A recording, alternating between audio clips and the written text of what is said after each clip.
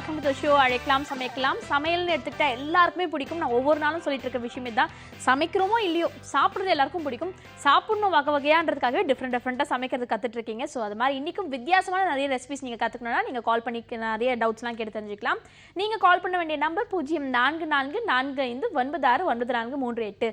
சமையல் பற்றி பல விஷயங்கள் நம்ம கிட்ட ஷேர் பண்ணுறதுக்காக ஷெஃப் பிரகாஷ் வந்திருக்காரு. அவர்கிட்ட பேசலாம். வணக்கம் ஷெஃப். வணக்கம்மா.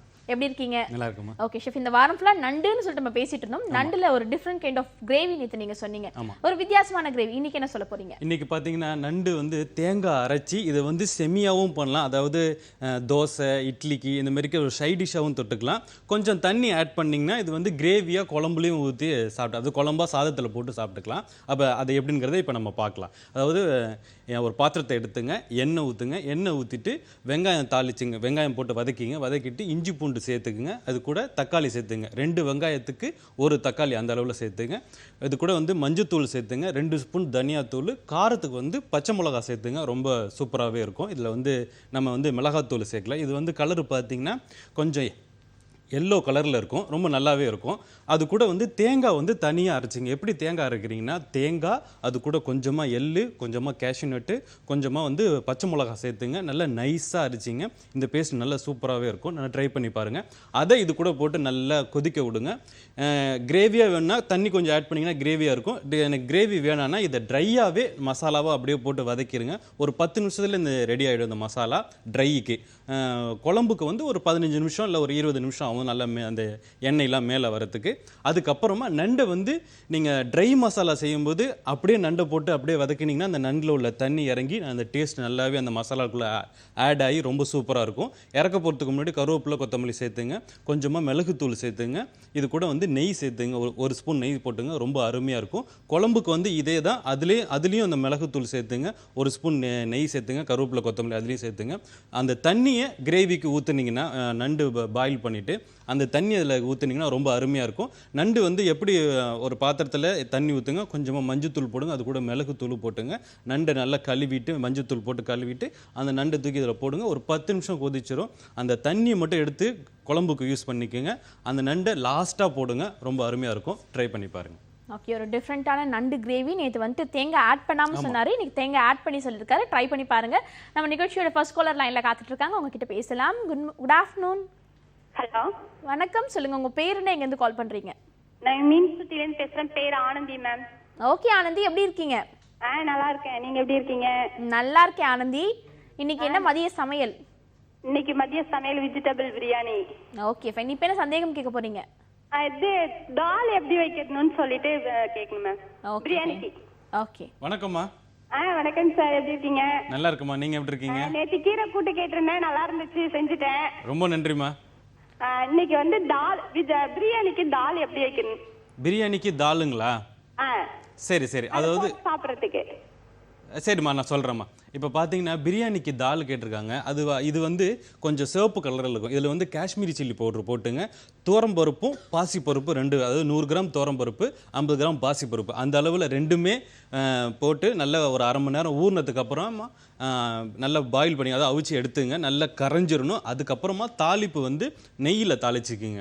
நெய், ஜீரகம், அதுக்கப்புறம் பூண்டு, நல்லா நைஸாக கட் பண்ண பூண்டு, வெங்காயம், காஷ்மீரி சில்லி பவுடர், அதாவது சிவப்பு மிளகாத்தூள், அது போட்டு வதக்கிட்டு அதுக்குள்ளே கருவேப்பிலை போட்டுங்க, கொத்தமல்லியும் போட்டுங்க. அதை தாளிச்சதை தூக்கி இந்த தாலில் ஊற்றுங்க. நல்லா கொதிக்க விடுங்க. சூப்பராக இருக்கும் அந்த பிரியாணிக்கு. ட்ரை பண்ணி பாருங்கள். Okay, thank you so much for காலிங்மா. தொடர்ந்து அடுத்த நேர்கிட்டையும் பேசலாம். வணக்கம். வணக்கம் மேடம். சொல்லுங்க, உங்க பேர் என்ன, எங்கேருந்து கால் பண்றீங்க? என் பேர் மிஸ்ஸஸ் உமா ஆனந்தன் ஃப்ரம் காஞ்சிபுரம்.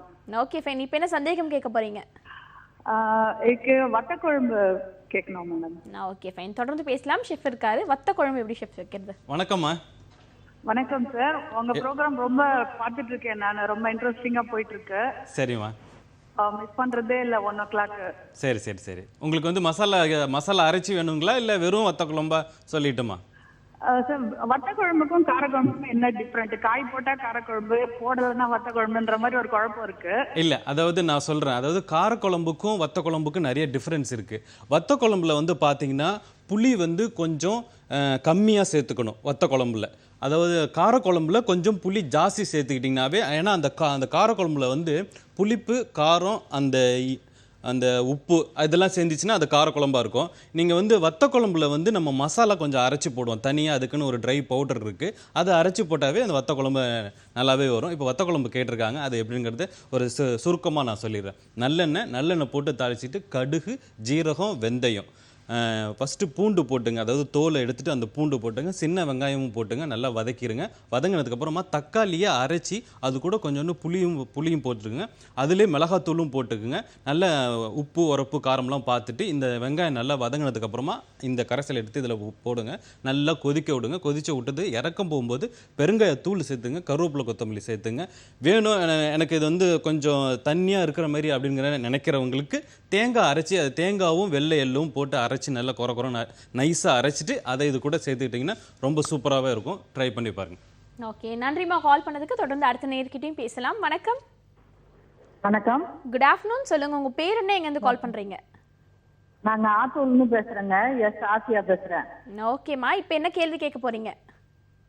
நான் காலிஃப்ளவர் சில்லியில மசாலா பிடிக்க மாட்டேங்குதுங்க. ஓகே, பல பேரோட கேள்வி இதுவாக தான் இருக்கு. காலிஃப்ளவர் சில்லி பண்றோம், அது மசாலாவே ஒட்ட மாட்டேங்குது அப்படின்னு சொல்லிட்டு ஆமாங்க, கிளியரா சொல்வாரு, நோட் பண்ணிக்கோங்க. சரியா? சரி. வணக்கம்மா. வணக்கங்க. நீங்க நான் சொல்றதெல்லாம் ரொம்ப நல்லா இருக்குங்க. சரிங்க. சரி, டிவி பார்த்துட்டு தான் இருக்கேன். நாங்க முஸ்லீம். சரி. உங்களுக்கு காலிஃப்ளவர் அந்த மசாலா ஒட்ட மாட்டேங்குதுங்களா? மசாலா ஒட்ட மாட்டேங்குது. என்ன வேற மசாலா வேற பிரிஞ்சுது. ஒரு காலிஃப்ளவர்ல எதுவுமே ஒட்ட மாட்டேங்குதுங்க. சரிம்மா. நான் சொல்கிறேன். இப்போ கவனிங்க. இப்போ பார்த்தீங்கன்னா நிறைய பேருக்கு அந்த ப்ராப்ளம் இருக்குது. காலிஃப்ளவர் இது பண்ண சரியாக அந்த மசாலா அதோட சேர மாட்டேங்குது அப்படின்னு. அதுக்கெல்லாம் வந்து ஒரு நான் டிப்ஸ் மாதிரிக்க சொல்கிறேன். எப்படின்னா, தண்ணியில் நல்ல ஒரு தண்ணி பாத்திரம், அதில் தண்ணி ஊற்றிட்டு நல்லா கொதிக்க விடுங்க. கொஞ்சமாக மஞ்சத்தூள் போட்டுங்க. அதில் காலிஃப்ளவரை போட்டிங்கன்னா அந்த பூச்செல்லாம் இறந்துடும். ஒரு கொதியில் அந்த காலிஃப்ளவரை எடுத்துடுங்க. காலிஃப்ளவரை எடுத்துகிட்டு வடிகட்டிடுங்க. அதுக்கப்புறமா ஆற வச்சுடுங்க. ஆற வச்சதுக்கப்புறம் மசாலா போட்டிங்கன்னா அந்த தண்ணியில் அந்த காலிஃப்ளவர் நல்லா சாப்பிட்டு கரெக்டாக அந்த இதில் பிடிச்சிக்கும், அந்த மசாலா பிடிச்சிக்கும். அதனால தான் பாயில் பண்ணிவிட்டு போட சொல்லுங்கள். அதை அவிச்சிட்டு ஒரு கொதியில் அந்த இதில் காலிஃப்ளவரை போட்டு எடுத்துகிட்டு அதுக்கப்புறமா மசாலா சேர்த்துங்க. கடல மாவுலாம் சேர்க்காதீங்க, அரிசி மாவு சேர்க்கக்கூடாது. வெறும் மைதா மாவு ஒரு கப்புனா அரை கப்பு சோள மாவு, இது ரெண்டுமே தனியாக கரைச்சி வச்சுங்க. இப்போ எப்படின்னா, ஒரு பாத்திரத்தில் மைதாவும் சோள மாவு, அதில் கொஞ்சம் உப்பு போட்டு தனியாக கரைச்சி வச்சுங்க. அதுக்கப்புறமா காலிஃப்ளவருக்கு காஷ்மீரி சில்லி பவுட்ரு, அதாவது சிவப்பு மிளகாத்தூள், கொஞ்சமாக கரம் மசாலா பவுட்ரு, கொஞ்சம் இஞ்சி பூண்டு விழுது, அதுக்கப்புறம் உப்பு, கொஞ்சமாக லெமன் ஜூஸ் அது போட்டு சேர்த்துட்டு நல்லா மிக்ஸ் பண்ணிக்கோங்க. அதுக்கப்புறமா இந்த மசாலாவை அது கூட போயிட்டு நல்லா மிக்ஸ் பண்ணிங்கன்னா நல்லா கோட்டிங் ஆகிடும். அதுக்கப்புறம் நீங்கள் ஃப்ரை பண்ணி பாருங்கள், அந்த மசாலாவோட நல்லாவே இருக்கும். ட்ரை பண்ணி பாருங்கள். Okay, thank you so much for காலிங்மா. தொடர்ந்து அடுத்த நேர்கிட்ட பேசுறதுக்கு முன்னாடி சின்ன பிரேக் எடுத்துக்கலாம். இதை அழைக்கலாம், சமைக்கலாம்.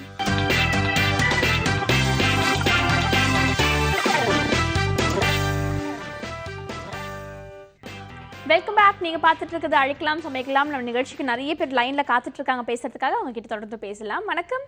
வணக்கம் மேம். சொல்லுங்க, உங்க பேர் என்ன, எங்கேருந்து கால் பண்றீங்க? என் பேர் சல்மா. நான் போரூர்ல இருந்து பேசுறேன். ஓகே சல்மா, நீங்க எத்தனை வருஷமா சமைச்சிட்டு இருக்கீங்க? மேம், நான் ஒரு 7 இயர்ஸா சமைச்சிட்டு இருக்கேன். ஓகே, 7 இயர்ஸ்ல எது பெஸ்டா செய்ய கத்துக்கிட்டீங்க? எனக்கு வந்து ஃபிஷ் கறி நல்லா பண்ணுவேன் மேம். கறினா ஃப்ரை மாதிரியா இல்ல கிரேவியா? ஃபிஷ் கறினா மலையாளி டைப்ல பண்ணுவாங்க இல்லையா, தேங்காய் பால் ஊத்தி பண்ணுவாங்க இல்லையா, அந்த டைப்ல பண்ணுவேன். நேத்து கூட நான் கால் பண்ணி இந்த ஃபிஷ் பிரியாணி எப்படி பண்றதுன்னு கேட்டேன். நீங்க ஃபிஷ் பிரியர் போல இருக்கு. ஃபிஷ் கிரேவி நல்லா செய்றீங்க, ஃபிஷ் பிரியாணி கேட்டிருக்கீங்க. இப்போ என்ன கேட்க போறீங்க? மேம், பால் கொழுக்கட்டை எப்படி செய்யறதுன்னு கேட்கணும் சார்ட்ட. ஆக்சுவலி நிறைய வாட்டி நான் ட்ரை பண்ணி அது சொதப்பிடுச்சு. சோ அதனால கேட்கணும். ஓகே, தொடர்ந்து பேசலாமா? ஷெஃப் இருக்கார். வணக்கம்மா.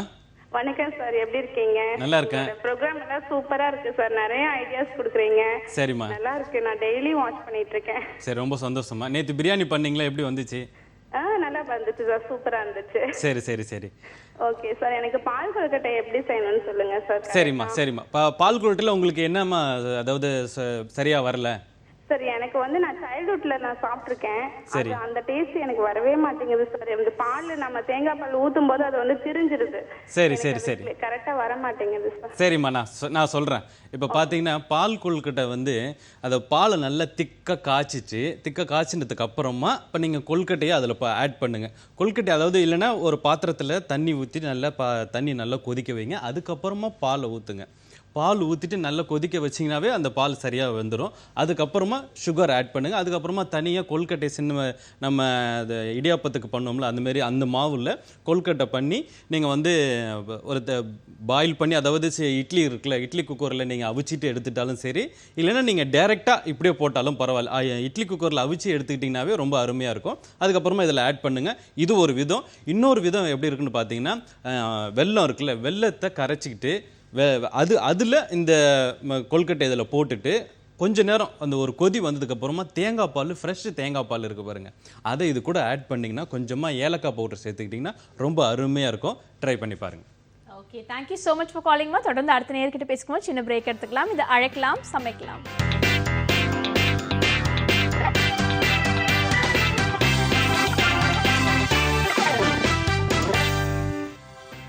Welcome back to the show அழைக்கலாம் சமைக்கலாம். நம்ம நிகழ்ச்சியோட நெக்ஸ்ட் காலர் லைனில் காத்துட்டு இருக்காங்க. அவங்க கிட்ட பேசலாம். வணக்கம்,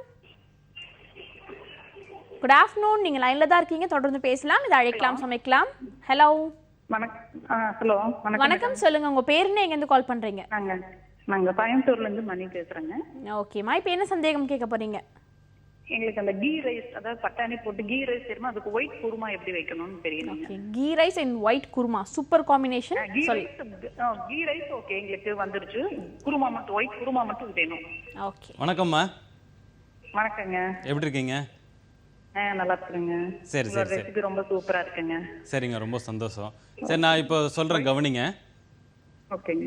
நான் இப்போ அதாவது ஒயிட் குருமா கேட்டிருக்காங்க. ஒயிட் குருமாவில் வந்து நீங்கள் வந்து சில்லி பவுட்ரு, தனியா பவுட்ரு, மஞ்சத்தூள் இதெல்லாம் சேர்க்க வேண்டாம். காரத்துக்கு பச்சை மிளகா மட்டும்தான். இது எப்படி செய்யுங்கிறத நான் சொல்லிடுறேன். தேங்காவை பச்சை மிளகா போட அரைச்சிருங்க. 2 பச்சை மிளகா சேர்த்துங்க, இல்லை 3 பச்சை மிளகா சேர்த்துங்க, இல்லைன்னா க்ரீன் கலரில் வந்துடும். அதனால் சொல்ல வரேன். 2 பச்சை, அதாவது பச்சை மிளகா வாங்குறதுலே ஒரு இது இருக்குது, ட்ரிக்ஸ் இருக்குது. எப்படின்னு பார்த்தீங்கன்னா, லைட்டு கலரில் க்ரீன் கலர் இருக்கும். அந்த பச்சை மிளகா வாங்கினீங்கன்னா காரம் இருக்காது.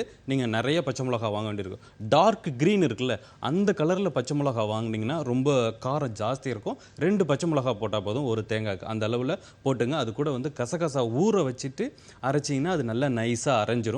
ஒரு மணி நேரம் இல்லைன்னா குறைஞ்சது ஒரு 2-3 மணி நேரம் 3 மணி நேரமாவது கசகசாவை ஊற வச்சுருங்க. இந்த தேங்காய் கூட அரைச்சிங்க. அது கூட வந்து முந்திரி பருப்பும் போட்டுங்க. இது 3 அரைச்சி தனியாக வச்சுங்க. இந்த சைடில் இதை அரைச்சி இங்கே அரைச்சி ரெடியாக இருக்கட்டும். இந்த சைடில் ஒரு பாத்திரத்தில் எண்ணெய் ஊற்றுங்க. எண்ணெய் ஊற்றிட்டு பட்டை, கிராம்பு, ஏலக்காய், பிரிஞ்சி இலை எல்லாம் 2 பீஸ் போட்டுட்டு வதக்கிடுங்க ஆயிலில். அதுக்கப்புறமா வெங்காயம் போடுங்க. வெங்காயம் போட்டு நல்லா நைஸாக வெங்காயம் நல்லா போட்டு வதங்கினதுக்கு அப்புறமா இஞ்சி பூண்டு விழுது. அதுக்கப்புறமா ஒரே ஒரு தக்காளி சேர்த்துங்க 3 வெங்காயத்துக்கு. அப்போ ஒரு வெங்காயத்துக்கு அதாவது 1/4 பங்கு தக்காளி சேர்த்துக்கிட்டாவே போதும். அந்த அளவில் சொல்கிறேன். புளிப்பு கம்மியாக இருந்தாவே போதும். ஏன்னா நம்ம தயிர் ஆட் பண்ணுவோம், அதனால் சொல்ல வரேன். தக்காளி சேர்த்துக்கிட்டிங்கன்னா நல்லது, அதனால் சொல்கிறேன். வெங்காயம் வதங்கினதுக்கு அப்புறமா இஞ்சி பூண்டு விழுந்து நல்லா வதங்கினதுக்கு அப்புறமா தக்காளி நல்லா கரைஞ்சதுக்கு அப்புறமா இந்த மசாலா அரைச்சி வச்சுருக்கீங்களா, இதை அதில் போடுங்க. தயிர் அதுக்கு முன்னாடி சேர்த்துங்க. அதாவது அந்த தக்காளி கரைஞ்சதுக்கு அப்புறமா தயிர் சேர்த்துங்க. அதுக்கப்புறமா இந்த மசாலாவை போடுங்க. நல்லா கொதிக்க விடுங்க. உப்பு பார்த்துங்க. லாஸ்ட்டாக கொஞ்சமாக கரம் மசாலா பவுடர் சேர்த்துங்க. அது கூட வந்து கொத்தமல்லி சேர்த்துங்க. கருவேப்பிலை வேணாம், புதினா வேணுங்கிறவங்க புதினா சேர்த்துங்க. ரொம்ப அருமையாக வரும். ட்ரை பண்ணி பாருங்கள். நீங்கள் கேட்ட ஒயிட் கிரேவி எப்படி செய்யறதுன்னு செஃப் சொல்லியிருக்காரு. ட்ரை பண்ணி பார்த்துட்டு எப்படி இருக்குன்ற ஃபீட்பேக் நீங்கள் சொல்லுங்கள். தொடர்ந்து அடுத்த நேர்கிட்டையும் பேசலாம். வணக்கம், குட் ஆஃப்டர்நூன். நீங்கள் லைனில் தான் இருக்கீங்க, ஆனால் டிவி பார்த்துட்டு இருக்கீங்க. டிவி பார்த்துட்டு பேசாதீங்க, ஃபோனை மட்டும் கான்சென்ட்ரேட் பண்ணுங்க. உங்கள் பேர் என்ன? ஹலோ வணக்கம், சொல்லுங்க உங்கள் பேர் என்ன? ஹலோ ஹலோ வணக்கம், உங்கள் பேர் என்ன? மகாராணிங்க. மகாராணி, ஒரு சின்ன வேண்டுகோள், டிவி பார்த்து பேசாதீங்க, டிவி சத்தத்தை குறைச்சிடுங்க, ஓகேவா? மகாராணி ஓகே மகாராணி, நல்லா அழகா சிரிக்கிறீங்க. நெக்ஸ்ட் டைம் கால் பண்ணீங்கன்னா டிவி சத்தத்தை குறைச்சிட்டு கால் பண்ணி பேசுங்க. அப்பதான் நீங்க கேட்குற கேள்வி ரெசிபி என்ன கேட்குறீங்கன்றது டீட்டெயிலாக தெரியும். ஷெஃபும் டீட்டெயிலாக உங்களுக்கு பதில் சொல்லுவாரு. தொடர்ந்து அடுத்த நேர்கிட்டையும் பேசலாம். வணக்கம். ஹலோ வணக்கம் மேம். சொல்லுங்க, உங்க பேர் என்ன, இங்க இருந்து கால் பண்றீங்க? என் பேர் நீல்ஸ், நான் திருப்பூர்ல இருந்து கூப்பிடுறேன். ஓகேம்மா, இப்போ என்ன சந்தேகம்? நான் பூரிக்கு குருமா கேட்கலான்னு இருக்கேன். ஓகே, தாராளமா கேட்கலாம், ஷெஃப் இருக்காரு. வணக்கம்மா. ஹலோ வணக்கம் சார். எப்படி இருக்கீங்க? நல்லா இருக்கேன், நீங்க எப்படி இருக்கீங்க? நல்லா இருக்கோம்மா. பூரிக்கு என்ன பூரி குருமா வைக்கிறது எப்படி? அது கூட அது என்ன வெஜிடபிள் போட்டு உங்களுக்கு வேணும்? உருளைக்கிழங்கா இல்லை? உருளைக்கிழங்கு தான். சரி, உருளைக்கிழங்கு போட்டு என்ன ரெட் கலரில் வேணுமா இல்லை எல்லோ கலரில் வேணுமா? Yellow colour. சரி, நான் சொல்கிறேன் கவனிங்க. இப்போ வந்து அவங்க குருமா கேட்டிருக்காங்க, உருளைக்கிழங்கு போட்டு. இந்த குருமா வந்து நிறைய பேருக்கு ரொம்ப பிடிச்ச குருமா, ஏன்னா உருளைக்கிழங்குல, அதனால நான் சொல்ல வரேன். ஒரு பாத்திரத்தில் எண்ணெய் ஊற்றுங்க. எண்ணெய் ஊற்றிட்டு வெங்காயம் போட்டு வதக்கிங்க. இஞ்சி பூண்டு விழுது, அது கூட தக்காளி, அதுக்கப்புறமா கொஞ்சமாக மஞ்சத்தூள், 1 ஸ்பூன் தனியாத்தூள், பச்சை மிளகா கீரி போட்டுங்க. அதுதான் காரமே. நல்லா வதங்கினதுக்கு அப்புறமா தயிர் ஊற்றுங்க. தயிர் ஊற்றிட்டு தயிரும் நல்லா வதங்கினதுக்கு அப்புறமா தேங்காய் பேஸ்ட்டு இதில் அரைச்சிங்க. அதை இதில் கூட போட்டுங்க. அந்த பேஸ்ட்டு கொதிக்க போகும்போது உருளைக்கிழங்க தோல் சீவிட்டு நல்லா சின்ன சின்ன பீஸாக கட் பண்ணி அது கூட போட்டிங்கன்னா அந்த உருளைக்கிழங்கோட ஜூஸ் இறங்கி ரொம்ப அருமையாக அந்த டேஸ்ட் கிடைக்கும். ட்ரை பண்ணி பாருங்கள். கொஞ்சமாக கரம் மசாலா பவுடர் போட்டுங்க. இறக்க போகும்போது கொத்தமல்லி சேர்த்துங்க. ரொம்ப அருமையாகவே இருக்கும். ட்ரை பண்ணி பாருங்கள். ஓகே, தேங்க்யூம்மா கால் பண்ணதுக்கு. அடுத்த நேரம் இணைப்பில் காத்துட்ருக்காங்க, உங்ககிட்ட பேசலாம். வணக்கம். வணக்கம்மா. சொல்லுங்கம்மா, உங்கள் பேர் என்ன, எங்கேருந்து கால் பண்ணுறீங்க? மேரி, சென்னையில இருந்து பேசுறப்பா. ஓகேம்மா, உங்கள் பேர்? மேரி. ஓகே மேரிம்மா, எப்படி இருக்கீங்க? நல்லா இருக்கிறேன். ஓகேம்மா, நீங்கள் எத்தனை வருஷமாக சமைச்சிட்டு இருக்கீங்க?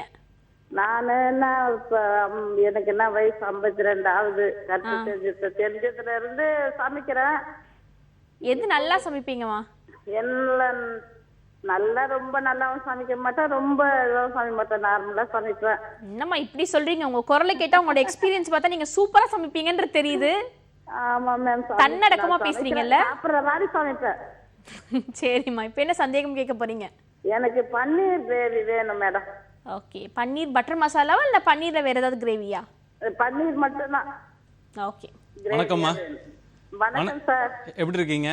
நல்லா இருக்கிறேன் சார். ப்ரோக்ராம் பாக்குறேன். நான் ட்ரை பண்ண கிடைக்கல, இப்பதான் கிடைச்சது.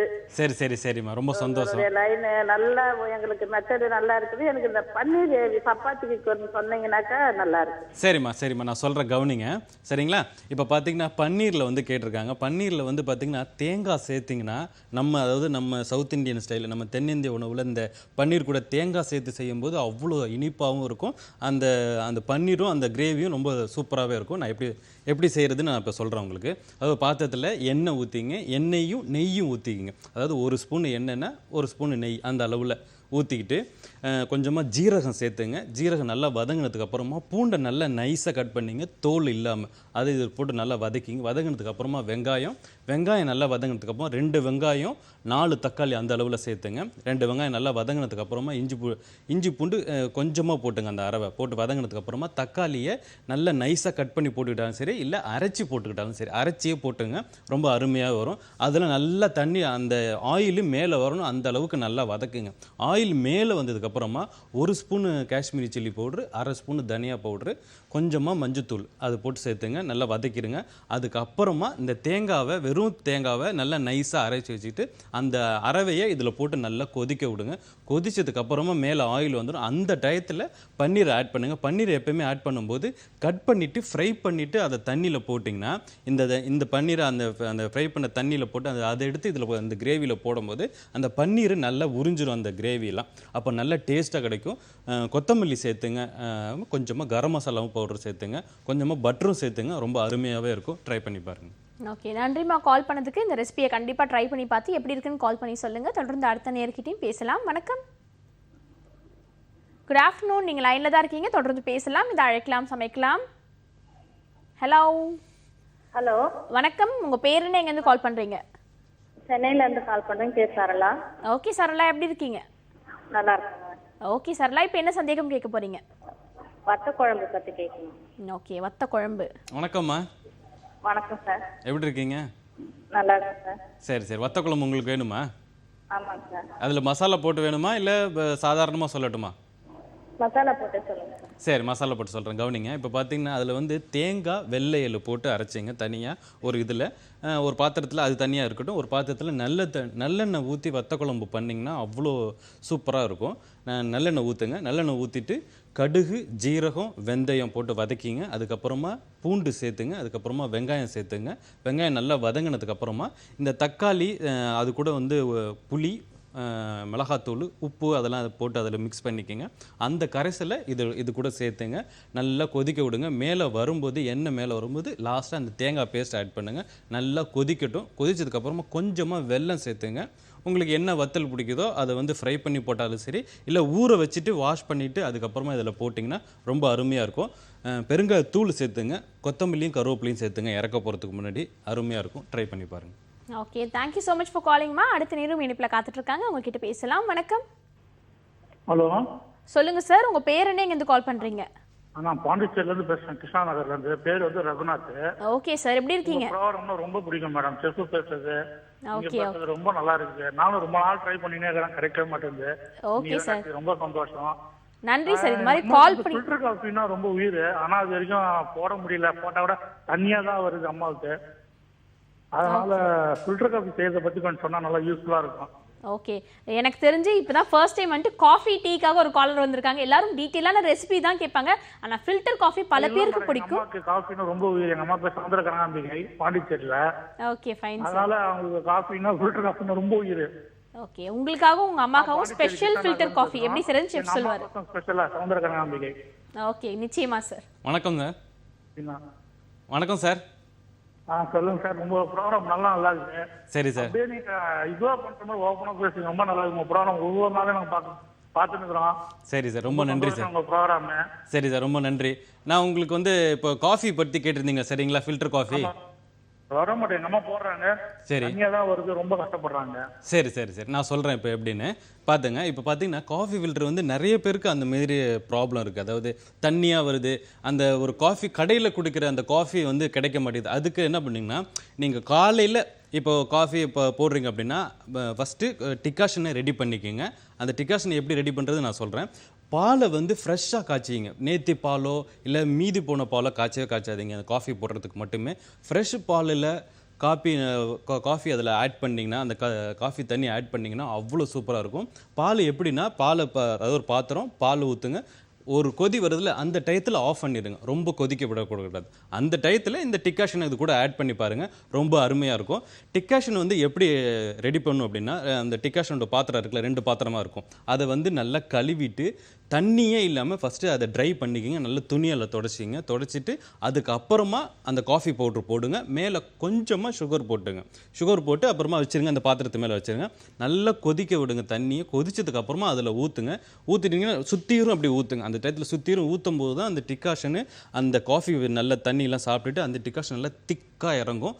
அதை எடுத்து நீங்கள் காஃபி பவுட்ரு ஃப்ரெஷ்ஷான மில்கில் போட்டு ஆட் பண்ணாவே ரொம்ப அருமையாக இருக்கும். ட்ரை பண்ணி பாருங்கள். ஓகே, ஷெஃப் என்ன சொல்லியிருக்காருன்னா, பாலை ரொம்ப கொதிக்க விட்டுறக்கூடாது. டீக்கு தான் பால் ரொம்ப கொதிக்கணும், காஃபிக்கு வந்துட்டு ஒன்றும் பாதியமாக கொதிச்சாலே போதும். லைட்டாக நுர வந்தோம் நீங்கள் ஆஃப் பண்ணிடலாம் அப்படின்னு சொல்லியிருக்காரு. ட்ரை பண்ணி பாருங்க. Thank you so much for calling. Chef நிறைய டவுட்ஸ்லாம் கேட்டாங்க, ஆனால் நீங்கள் எங்ககிட்ட ஷேர் பண்ணணும்னு நினைக்கிற டிப் ஆஃப் த டே என்ன? இப்போ டிப் ஆஃப் த டே வந்து பார்த்தீங்கன்னா, இன்றைக்கி வந்து நிறைய பேர் வீட்டில் அந்த பஜ்ஜி மாவுலாம் பண்ணுறாங்க. பஜ்ஜி மாவு பண்ணுறது எப்படின்னு ஒரு சுருக்கமாக சொல்லிடுறேன். அதாவது கடல மாவு 1 ஸ்பூனு வந்து அரிசி மாவு, 1 ஸ்பூன் வந்து கொஞ்சமாக சோள மாவு சேர்த்துங்க. ரொம்ப அருமையாகவே இருக்கும். அதை நல்லா மிக்ஸ் பண்ணிங்க. டிப் ஆஃப் தி டிப்ஸ் என்னன்னு பார்த்தீங்கன்னா, நீங்கள் அஜ்வின்னு சொல்லுவாங்க, ஓமம், அதை வந்து வறுத்துட்டு பவுட்ரு பண்ணி போட்டாலும் சரி, இல்லை அப்படியே போட்டுருந்தாலும் சரி, இது வந்து நல்ல செரிமானத்துக்கு கொடுக்கக்கூடியது. இது கூட கொஞ்சோண்டு உப்பு சேர்த்துங்க. சில்லி பவுட்ரு, அதாவது காஷ்மீரி சில்லி பவுட்ரு கொஞ்சமாக சேர்த்துங்க. திக்காக கரைச்சிக்கிட்டிங்கனாவே போதும். ரெடிமேட் வாங்காமல் நீங்கள் வீட்டிலேயே இந்த பவுட்ரு மொத்தமாக பண்ணி வச்சுட்டு எப்போ தேவையோ அப்போ எடுத்து போட்டு மிக்ஸ் பண்ணி போட்டிங்கன்னா ரொம்ப அருமையாக வரும். ட்ரை பண்ணி பாருங்கள். ஓகே, பஜ்ஜி மிக்ஸ் எப்படி செய்யறதுன்னு சொல்லியிருக்காங்க. நிறைய பேருக்கு பஜ்ஜி சாப்பிட்டா நெஞ்சிலே இருக்கு, ஜீரணமே ஆகலன்னு சொல்லுவாங்க. அதுக்காக தான் டிப் சொல்லியிருக்காங்க. ட்ரை பண்ணி பாருங்க. ஷெஃப், இந்த ½ hour ஃபுல்லாக நிறைய இன்ட்ரெஸ்டிங்கான விஷயங்களை எங்ககிட்ட ஷேர் பண்ணிக்கிட்டீங்க. Thank you so much for joining us. Thank you. இந்த ½ hour ஃபுல்லாக நிறைய இன்ட்ரெஸ்டிங்கான குக்கிங் டிப்ஸ்லாம் நீங்கள் கேட்டு தெரிஞ்சுட்டு இருப்பீங்க. இதே போல நாளைக்கு பல இன்ட்ரெஸ்டிங்கான குக்கிங் டிப்ஸோட உங்களை வந்து சந்திக்கிறேன். Until then, this is Kritika telling bye from you all.